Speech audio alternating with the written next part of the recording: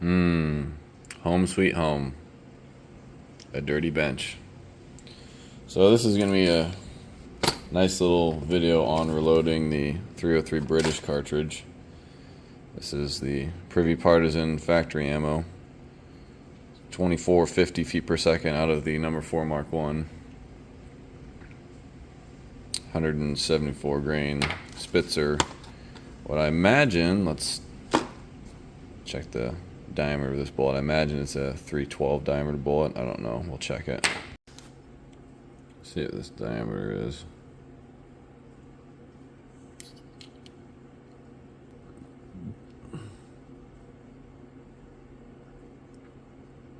That's 311, which is what I've been using forever for both 7.7 and 303. These Spear hot cores. 311, 311 and a half looks like. These are 180 grain. Much more of a round point, which I found out is really the big thing you need to look out for when you reload this 303 British. Is the way the rounds stack up in the magazine and the way they feed is definitely critical with the overall length. And you can see I've almost got them exactly the same length.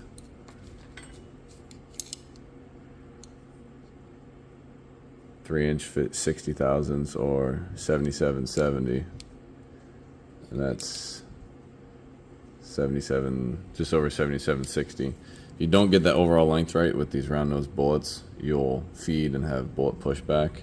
You guys will see that later on in the video when I bring up the shooting footage. But that's how I've been loading them, and anything shorter than that, because I think I started loading them at 7650. Yeah, I loaded them a millimeter shorter, and I got bullet setback when I tried to feed several times.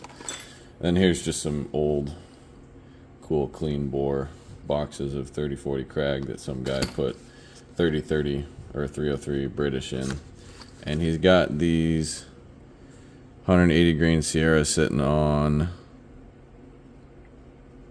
oh boy, I didn't even label that one, 42 grains of 3031, and it's, I think the max load is like 38 grains. So I'm gonna pull all these apart, but I figured this would be kind of cool to show you guys. Some old 180 grain Sierra bullets. I'm basically just gonna pull all of these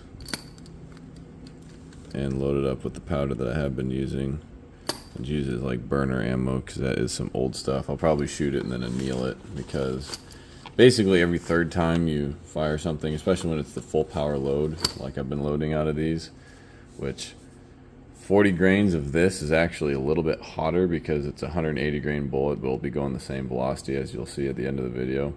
So 39.5 grains of this stuff with a 180 grain projectile is almost identical to this load.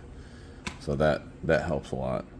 Other than that, it's a pretty easy process. If you've seen any of my other reloading videos, resize, make sure the overall length of the case isn't too long, and just, you know, prime and seat the bullet. This is not a tutorial on reloading. This is the empirical data you need, which is basically the overall length is the big one.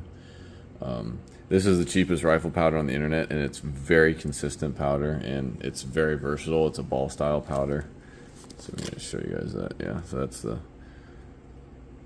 the way the powder looks. It's a very typical ball powder, and you can buy like 8 pounds of it for just over 200 bucks. So it's basically what the Hodgson products used to cost. So that's what I've been using for basically everything. I even use it for bulk 223 loads. So it's a very versatile ball powder. I don't know what it'd be similar to in the Hodgson world, maybe H380 or something. I don't know, but I'm even loading 6.5 Grendel with this stuff, so I'm definitely not diversifying my powders anymore. And just on the front of this, it's got a bunch of 223, 308, and 3030 advertised load data, but their load data is free online. It's in a manual. Pretty awesome stuff. So yeah, you can buy 303 brass. I wouldn't suggest it. I would just suggest buying that ammo and shooting it. It's $1.50 a round. Kind of sucks, but just shoot that ammo and recycle it when you reload. That's kind of how I do things, unless you have someone who has a bunch of brass It's not really worth buying new brass, especially since large rifle primers are very hard to find still here in 2023. But there's a little bit of empirical data for you guys. I buy these on Midway USA because they're super cheap. Midway USA has this powder. It's like $20 more than the internet average. You can find it on Natchez and Mid-South. And then Privy Partisan ammo you can always find on SG Ammo.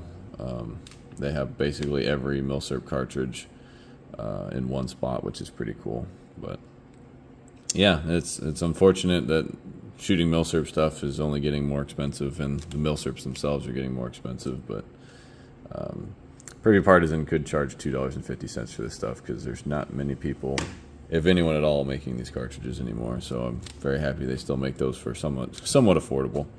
But if you guys have any questions, let me know, and we'll get to the shooting. All right, weird angle because I'm filming off the ground. I didn't realize I'd have time to do this.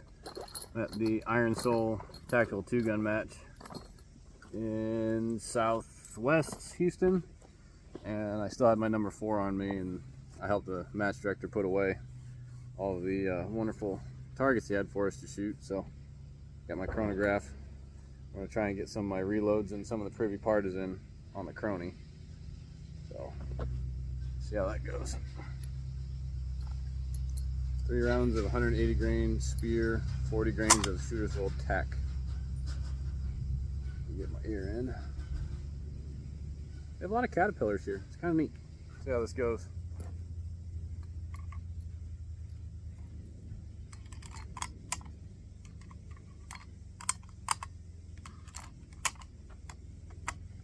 Oh, immediately get bullet set back. Great.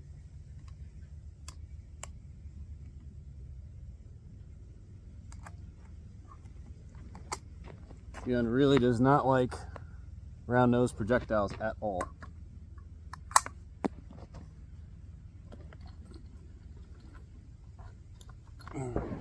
That's great. Finding a 311 diameter Spitzer bolt's gonna be harder than hell. Oh, sure, now you're gonna see.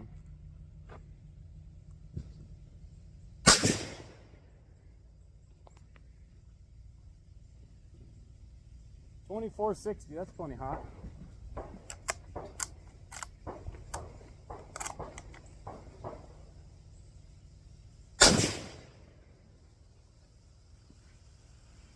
$24.26.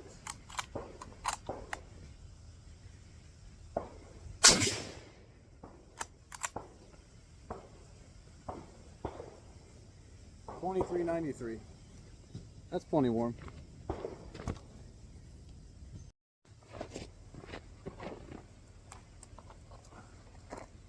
Privy Partisan 174 grain Spitzer bullets now.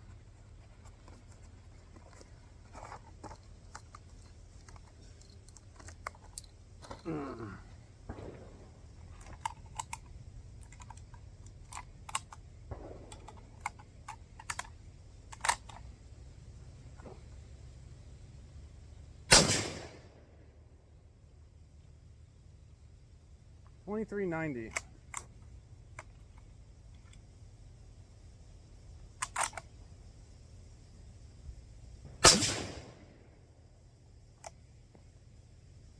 $24.35.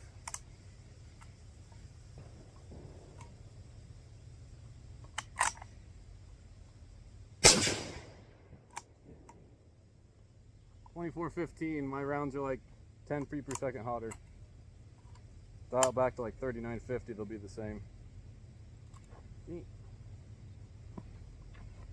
gonna shoot an old gun?